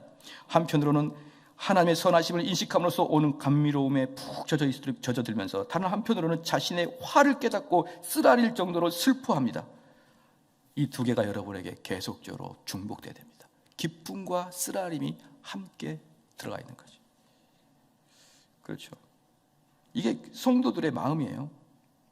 한편으로는 복음의 약속에 의지하여 쉬면서 다른 한편으로는 자신의 죄악의 증거로 인해서 두려워 떨며, 한편에서 생명에 대한 기대감에 즐거워하면서 다른 한편으로는 죽음을 직시하고 전율합니다. 이러한 변동은 믿음의 불완전에 기인하는 것입니다. 이 땅에 사는 동안 우리의 불신앙의 병이 완전히 치유되어 우리가 믿음으로 가득 차고 이제 전적으로 사로잡힌 그 정도까지 상태가 좋아지는 일은 있을 수 없습니다. 따라서 갈등이 생깁니다. 육신의 잔재 속에서 자리 잡고 있던 불신앙이 솟아나서 우리가 속으로 품어 온 믿음을 공격하기 때문에 갈등이 일어나는 게 된 것입니다. 루터처럼 칼빈도 이 당위성과 현실성의 이론을 영과 육의 전투라는 배경 속에서 놓습니다. 영과 육의 전투입니다, 이게. 영적인 전투는 뭐냐면요, 제가 주일날도 말씀을 했는데, 영적인 전투는 다른 사람과 목청을 돋구면서 누구 물러가라 이게 아니에요. 영적인 전투는 이 땅의 기독교를 대적하는 안티애들 물러가라 이게 영적인 전투가 아니에요. 사람들은 자꾸 그걸 영적인 전투라고 자꾸 꼬드기는데 그건 영적인 전투가 아닙니다. 지난번에 제가 말씀드렸죠. 만약에 어떤 방송국에서 우리 교회를 애매하게 해서 보도해서 우리 교회가 상당히 안 좋은 이미지가 있다. 그럼 우리가 그 방송을 찾아가가지고 문을 흔들면서 그 방송을 중단하라 이렇게 싸우는 게 영적 전투가 아니에요. 영적 전투는 내 안에 있는 영과 내 육이 싸우는 게 영적 전투란 말이에요. 그런데 그 육이 평생 나랑 같이 있었으니까 항상 나를 공격하고 그것을 내 새로 들어온 성령이 그것을 막아내는 것을 영적 전투라고 하는 것입니다. 그렇기 때문에 영적 전투가 있는 자들은 성령이 있다는 그런 내증이 되는 것이죠. 로마서 7장 25절의 말씀을 읽어보니까 그런즉 내 자신이 마음으로는 하나님의 법을 육신으로는 죄의 법을 섬기노라. 이거 두 개가 갈등을 하고 있는 거예요. 그러므로 칼빈은 말합니다. 신자들이 두려워하면서도 동시에 가장 확실한 이론을 소유한다는 말은 아무도 반박할 수가 없는 것이죠. 두려움과 믿음은 한 마음에 공존할 수가 있다. 이 진리를 정말 확실하다. 이건 정말 막 칼빈이 얼마나 그냥 입을 침에 튀기도록 말하고 있잖아요. 우리는 그리스도를 우리 자신으로부터 분리시켜서 또 우리를 그리스도로부터 분리시켜서도 안 된다. 오히려 우리는 용감하게 두 손으로 그리스도께서 친히 자신을 우리와 묶어 놓으신 그 친교에 유대를 단단히 붙들어야 됩니다. 그러니까 우리는 평생 살아가면서 나는 확신해, 나는 구원을 받은 걸 한 번도 의심한 적이 없어. 그런 사람이 바로 불신자라는 거예요. 그런 사람이. 한 번도 의심할 필요 없죠. 왜냐하면 속에 성령이 안 들어와서 싸워본 적이 없으니까. 칼빈은 육신의 불완전함 옆에 나란히 영 안에서 확실한 유료를 놓는데 바로 이런 상태가 신자가 자기 안에서 발견한 현상이기 때문이다. 그리스도인은 이 생에서는 끊임없는 투쟁 가운데 있는 자신을 보게 되는 것입니다. 그 투쟁이 누굽니까? 나의 육과 내 영의 싸움의 투쟁이에요. 끝까지. 죽을 때까지. 그는 그의 육신이 불신앙을 향해 자연적 성향을 작동시키고 있는 그 순간에도 그리스도인의 영은 하나님의 선하심을 인식하면서 기쁨으로 가득합니다. 그런 속에서도 하나님을 보고 기뻐하는 자다. 그런 속에서도. 우리의 신체는 먼지와 그림자에 불과하고 사망은 언제나 우리 눈앞에 있습니다. 우리는 1000가지가 되는 비참에 노출되어 있고 그래서 우리는 항상 우리 내부에서 지옥을 보고 있는 것이나 마찬가지인 것입니다. 중생하지 못한 자들에게는 이 같은 갈등이 없는데 갈등이 없어요. 중생하지 않은 자들은. 평안해. 이들은 하나님을 사랑하지도 죄를 미워하지도 않기 때문입니다. 그들은 하나님을 두려움이 없이 그저 자기들의 욕심이 하고자 하는 대로 따를 뿐이라고 칼빈이 말합니다. 근데 이 욕심의 형태가 바뀔 수도 있어요. 어떤 분은 그 욕심의 형태를 막 그 주의 일을 하면서 욕심을 발휘할 수가 있단 말이에요. 그렇기 때문에 자기는 그게 욕심인지 몰라. 그렇죠? 뭔가 열심히 하고 있는 것 같아요. 그러나 자세히 보면 자기 욕망에 의해서 하고 있다고 하죠. 자기 욕망에 의해서. 그러나 신자는 사실 그가 더 진실하게 하나님께 드려지면 드려질수록 그는 더 심각하게 그분의 진노를 느끼고 동요하게 되는 것이죠. 이 영과 육의 긴장이 신자로 하여금 육의 욕구에 빠지거나 절망 속에 포기하지 않도록 지켜줍니다. 신자의 영은 결단코 완전히 절망하지 않습니다. 오히려 모든 절망이 고비마다 믿음이 자라게 되어 있습니다. 영적 싸움은 믿음을 강화시킵니다. 이런 싸움은 신자를 좌절케 만드는 것이 아니라 오히려 그로 하여금 더욱더 경계하게끔 사게끔 해줍니다. 이런 마음의 경계가 있는 자들은 어쩌면 결국적으로는 그 일을 안 해버리고 말겠죠. 왜? 내 마음이 너무 부대끼니까. 신자가 육신적 믿음으로 고통을 받는 순간에도 그의 영은 하나님의 자비하심을 신뢰할 수 있는데 특히 그가 기도 속에서 하나님을 부르고 또한 성례에 참여하는 가운데 그분을 더욱더 의지할 때 이 일이 일어납니다. 이러한 수단을 사용함으로써 불신앙과의 싸움 속에서 믿음이 우위를 점하게 되는 것입니다. 자신들을 둘러싸고 위험에 빠뜨리려는 모든 난관을 이겨내고 믿음은 결국 승리하고 맙니다. 마치 종려나무와 같이 믿음은 내려 누르는 모든 짐들과 싸워 이겨 위로 뻗쳐 오르고 마는 것입니다. 이게 그 기독교 강요 3권 2장 17절의 말씀인 거예요. 그러니까 무슨 말입니까? 그 칼빈이 말하고 있는 것은 우리 육은 궁극적으로는 믿음에 의해서 정복당하게 되어 있어요. 궁극적으로는. 그러나 계속 싸워요. 이 내 속에 있는 육의 성질이 계속 데모를 일으키는 거예요. 하지만 내 속에 있는 믿음은 성령님이라는 하나님이시기 때문에 그 하나님은 결단코 인간에게 질 수가 없어요. 그래서 나는 궁극적으로는 그 믿음이 승리하지만 이 땅을 살아가는 내내 그 싸움의 연속이다. 그게 성도의 싸움의 과정이다 라고 표현하는 것이죠. 근데 그런 게 없다. 그런 싸움과 내면의 갈등이 없다. 그러면서 나는 평안하다. 그러한 것들이 불신한 자다. 불신앙자이다. 불신앙자들은 그렇게 하나님을 두려워하거나 죄에 대한 두려움이나 내가 지옥 가게 대한 두려움이 없어요. 그렇기 때문에 평안해요. 반대로. 그럼 믿음의 배아와 믿음의 의식입니다. 그럼 세 번째 원리로 칼빈은 믿음의 정의와 그것의 경험 사이 또한 영과 육의 긴장을 인정하면서도 믿음과 확신이 불신앙과 너무 혼합된 나머지 자신의 삶이 확실성보다는 개연성 가운데 남겨질 수밖에 없다는 견해를 받아들이지는 않아요. 이 말이 바로 그 말입니다. 가장 작은 믿음의 배아도 그 본질 속에는 확신을 포함하고 있으며 이는 신자가 자신의 연약함으로 인해 그 신앙을 항상 붙잡고 있을 수 없습니다. 없다 할지라도 마찬가지입니다. 그리스도인의 의심과 당혹감으로 인해 이리저리 흔들릴 수는 있지만 성령으로 말미암아 그 안에 심겨진 믿음의 씨앗은 결코 죽지 않습니다. 그러므로 확신이 약한 신자를 대하는 목회자는 그 믿음과 확신 사이에 이 같은 유기적 끈이 기본적으로 존재한다는 사실을 부인하지 말아야 됩니다. 그러면서 또한 신자로 하여금 성령을 의지하는 가운데 은혜의 수단을 사용하면서 보다 더 강한 믿음을 촉구하도록 격려해야 하는 것입니다. 그러니까 만약에 신자가 목사님 내가 정말로 의심스러워요 그러면은 성도요 다 그래 그렇게 하는 게 아니고 어떻게 한다고요? 더 강하게 그 사람을 체근해야 된다. 더 강하게. 그러면서 목회자는 어떻게 이걸 정확히 알고 참된 신자는 말이에요. 마음에 영적인 것과 육적인 갈등이 있다는 걸 알고 이 싸움을 하고 있는 자들한테는 더 끌어줘야겠죠. 그렇죠? 근데 어떤 사람이 있습니까? 나는 평안해요. 이런 사람한테는 목회자가 그냥 망치로 깨부셔야 되는 거예요. 깨부셔야 돼요. 그냥 평안해라고 말하지 마. 깨부셔야 돼요. 싸우고 있다는 것을, 마음에 갈등이 있다는 것을 표현할 때까지 더 끌어가라는 거예요. 목회자가. 그냥 놔두지 말고. 목사님 설교 드리니까 평안해 주세요. 잘못 들은 거야. 잘못 들었어요. 그렇죠. 제 이야기가 아니라고 칼빈이 이야기한 칼빈이. 저를 보는 눈이 그렇게 좀 안 좋으니까 그러는 거예요. 제가.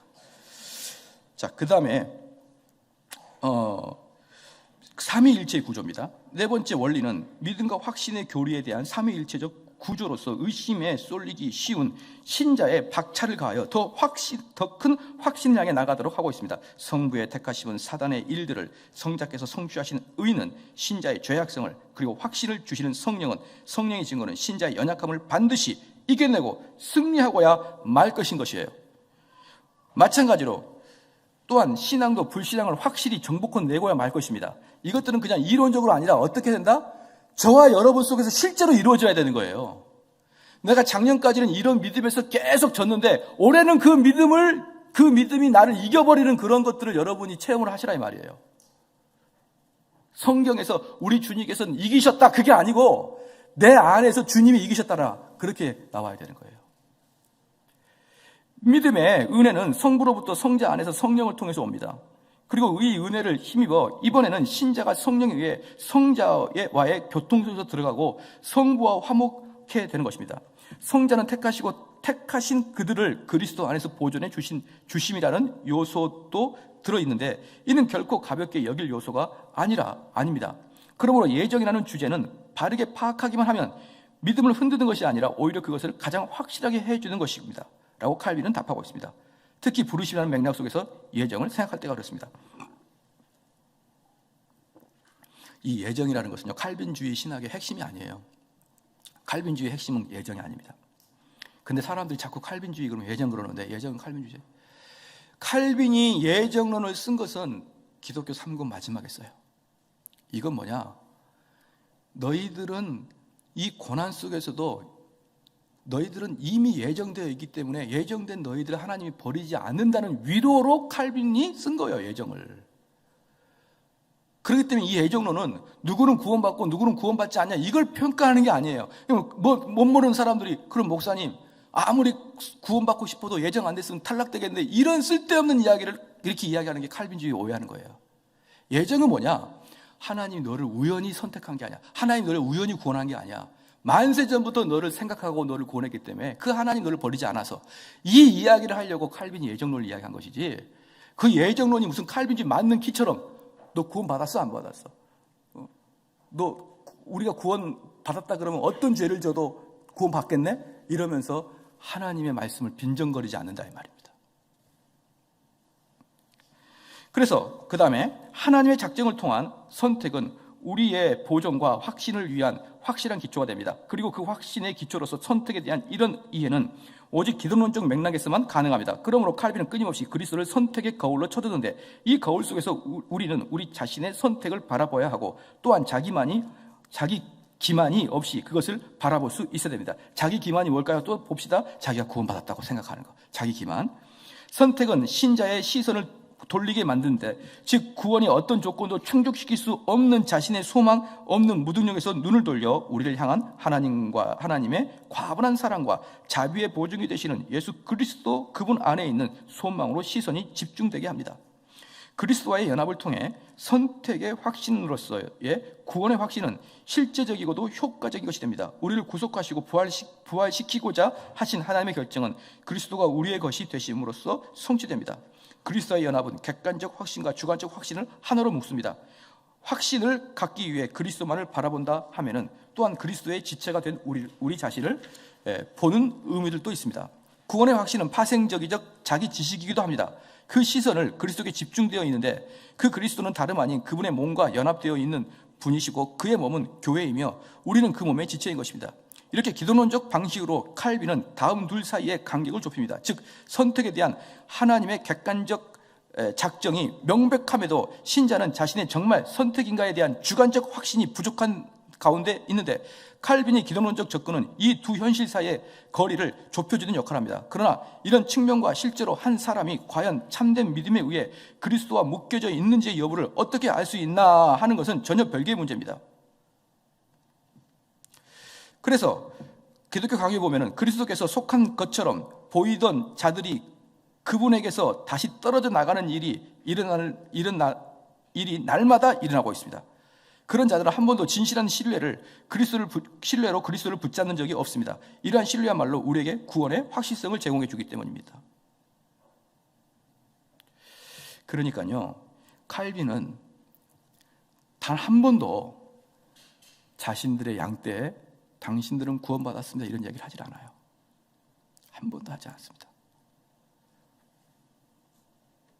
계속 그들이 자기를 스스로 자만하지 않고 자기가 스스로 자아도취에 빠지지 않도록 하기 위해서 너희들을 구원받지 않았다, 구원받았다, 너희들은 구원받지 않았다 이런 말도 안 하고 구원받았다 이런 말도 안 합니다. 그리고 항상 자기를 점검하도록 칼빈은 그렇게 설교했습니다. 그러니까 사람들이 칼빈의 설교를 들으면 정말 구원의 도를 붙들고 싶어서 정말 그 하나님을 간절히 찾죠. 간절히 찾죠.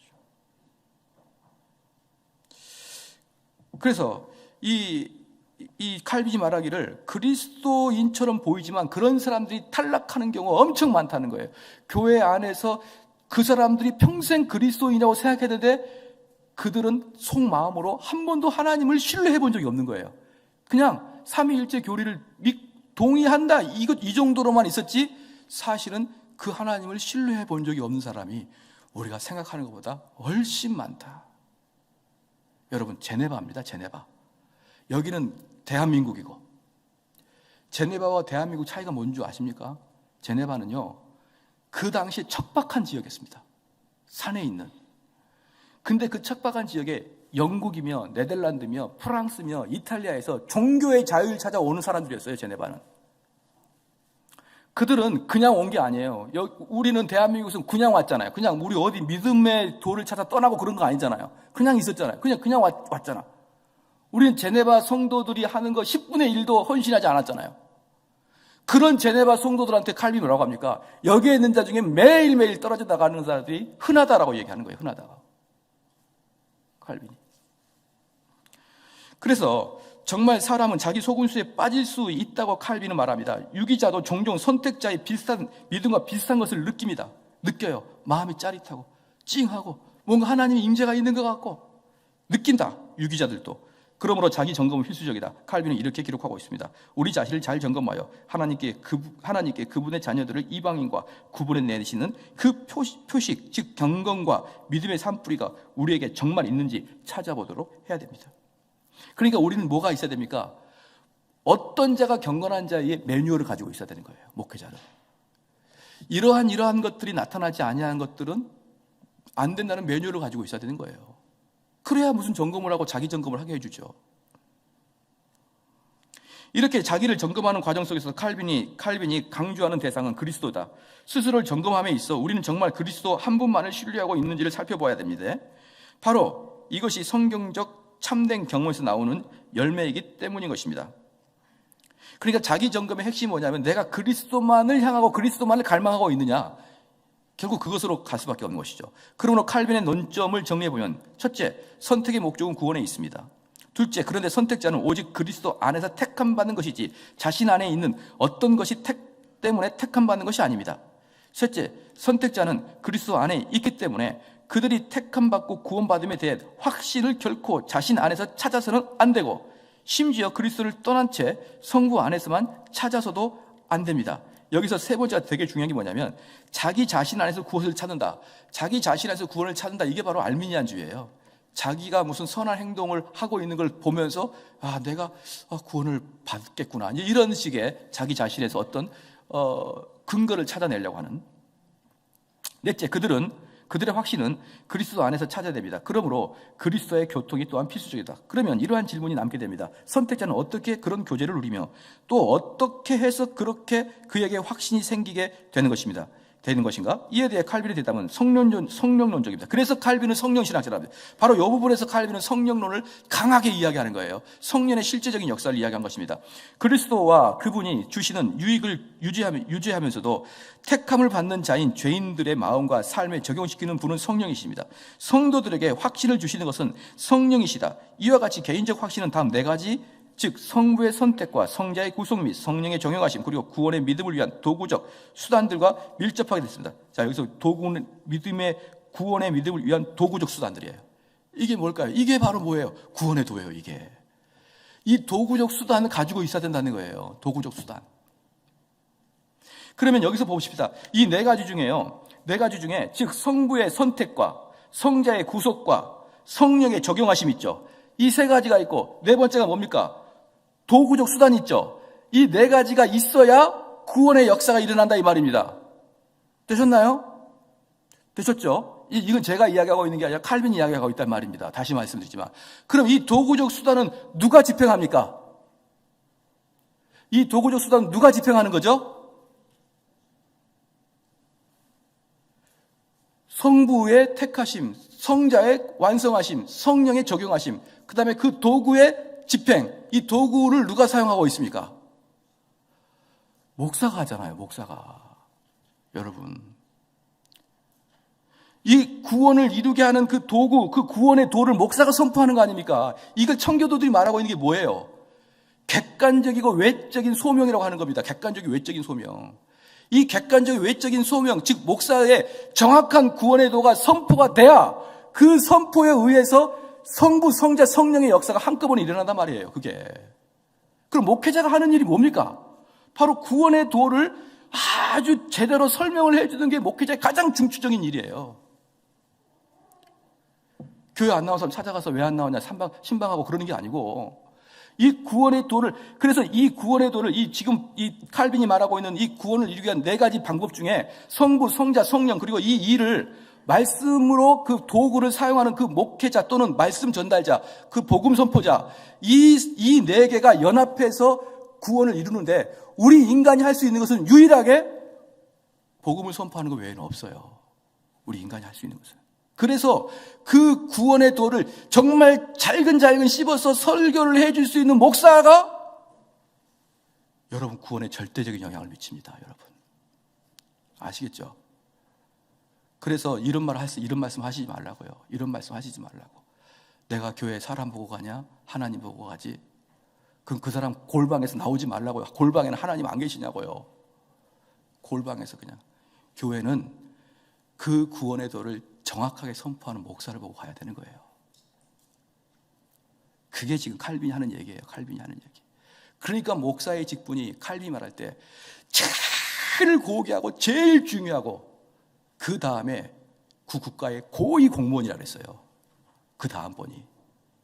즉 우리로 말하면 목사가 제일 중요하고 2번째가 대통령이에요. 왜들 또 그렇게 또 존경스럽게 쳐다보십니까? 왜? 이 국가의 대통령은 우리 육을 편안하게 해줄 그런 분이고, 이 목회자의 올바른 도구적 선포는 여러분의 영혼을 건지는 일이니까 칼빈은 가장 존경받아야 될 직분이 목회자, 2번째가 고위공직자다. 자, 이것은 지금 여러분들이 목사를 존경하라 그 뜻이 아니에요. 이렇게 말한다고 해서 존경 안 할 사람은 절대로 존경 안 하고, 이렇게 말 안 해도 할 사람은 합니다. 간곡하게 부탁한 것은, 목회자하고 평신도에게 간곡하게 부탁한 뭐냐면, 목사님은 이 일을 하시란 말입니다. 이 일. 다른 거 하지 말고. 평신도들은, 설교를 듣는 자는 그게 복음이라는 것을 깨달아야 돼요. 그 이야기를 해주는 교회를 찾아가요. 그래, 그게 아닌 사역이니 뭐니 집회니 뭐니 찬양 집회니 치유 집회니 전부 다 그거 쓸모없습니다. 여러분, 그런 것은 가지 마세요. 민족 복음만이 그런 거 필요 없어요. 진짜는 뭐냐? 이 도구를 사용할 수 있는 목회자가 있느냐는 거예요. 도구를 사용할 수 있는 목회자. 그래서 저희 교인들한테 얘기했지만, 예배소 보면은 그 뭡니까? 이 띠가 있어요. 띠. 무슨 띠죠 이게? 이게 믿음이 뭐죠? 전신갑주 띠, 허리띠. 이 전신갑주는 두 가지 역할을 합니다. 왜냐하면 그 당시에 사람들이 전부 다 성가대 가운 같은 치마를 입고 원피스를 입고 있잖아요. 그러니까 전쟁을 하려면 옷을 매무새를 딱 담아야 되니까 단정하게 옷 매무새를 해서 전쟁에 참가할 수 있도록 띠를 띠죠. 두 번째, 그 띠에 뭐가 있는 거죠? 여러 가지 수통이 있고 긴 창, 짧은 창, 도끼, 이걸 요즘 말로 탄띠라고 그래요. 탄띠.